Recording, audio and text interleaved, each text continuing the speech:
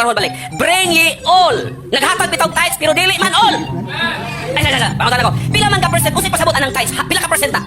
Pila? Kamag karon na to. Pila ka percent? Yang anong maghatag mo tithes? 5% raman. Ginganlan ninyo tithes pero yung gihatag 5%, hoy, di na tithes. Dugay na kay ka, wakabot og 10%. Unya, wag yung promise yung mangkod kay, bring ye all. Dalhat tanan, di pagyud tanan og magkahuna-huna ra. Wa magani blessing kung di mo tarong og hatag. Labi na yung imo nakatakyo nga di na mo hatag. Binuang. Nganong frustrated sila kay wa nagtinarong og hatag. Bring ye all ang tithes 10%, dili 8. Kadagan baptist, tithes ko no, pero 7% ra. Binuang. Pangutang ko na mag 10%. Yan yung ihatag 5% ra, dawaton na. Katarong sa atong sabot nga 10%.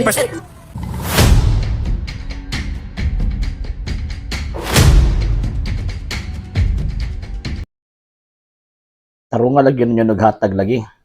Nawa. Giyaw-yaw na sa pastoy. Actually, mga higalag, mga igsuon, kanang nakasulat sa balang kasulatan na maghatag ka og tithes.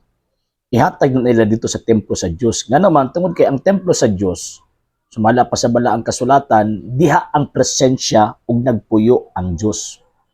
And at the same time, mga higalag maigsuon, ang mudawat ni anang maong tithes, kanang giingon ni pastoy nga at 10%, biblically speaking, ang mudawat ana mga pari.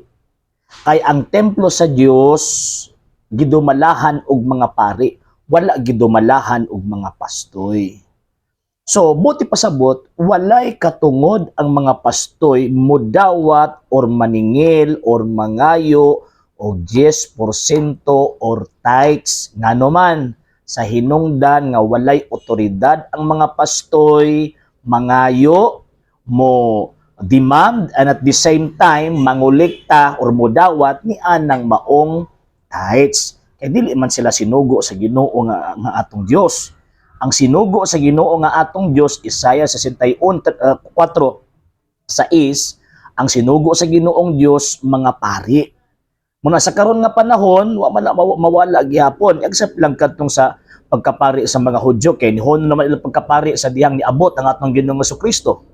Pero kining pagkapari sa laray sa atong Ginoong Jesucristo nagpadayon kay si Kristo man ang apostol o pangulong pari sa atong pagtuo nga gihuptan.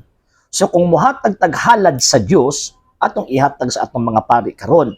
And at the same time, ang templo sa Dios sa karon nga panahon, mao man ang simbahang Katolika. Dili man ang mura og tawag ini nga budigas kupras nga imong tanawon niya na nagpapastoy-pastoy, dili man na mao. Wala man na sa Biblia. So man ang careful ta mga higalag mga igsuon, di man sa ingon nga manaway ta. Kaya man katungod nga manaway, pero Biblia man gud ang ilang gigunitan. And at the same time, kung nag-Biblia man gud gigunitan, pagitaon na to tong tinuod nga nagtudlo subay sa gitudlo sa balaang kasulatan. So karon kini mo mga tawhan na kini buto lang man after 16th century, after Martin Luther, nya ni daghan sa nangulikta pag 10%. So tigpakaron ingon na sila mga usurper of authority na sila. Usurpation of authority na. Mudawat ka og tawag ining butang or mudawat kag kwarta nga dili maoy dili ikaw ang otoridad nga mudawat ni anang maong kwarta or maningil ni anang maong kwarta. Sipaon ka sa Dios ana og katupong mga naghatag ana mga sir ug mga ma'am masuko gyud ang Dios ninyo. Ngano man kay sa balaang kasulatan manggod na ay gisugo ang Dios nga mangulikta ana mga pari dili mga pastoy. Why mabasa sa Biblia? Why gitudlo ang Ginoong Jesucristo o ang mga apostol, ilabi na sa Old Testament kaniadto, labi na kanang ginabasihan nilang Malakias 3:10. Walay mabasa diha sa balaang kasulatan nga pastoy ang mudawat ana. Mo na dita pailad.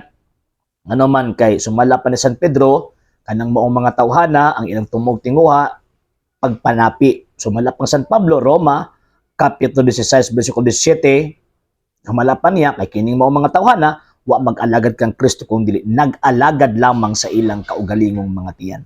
Careful ta.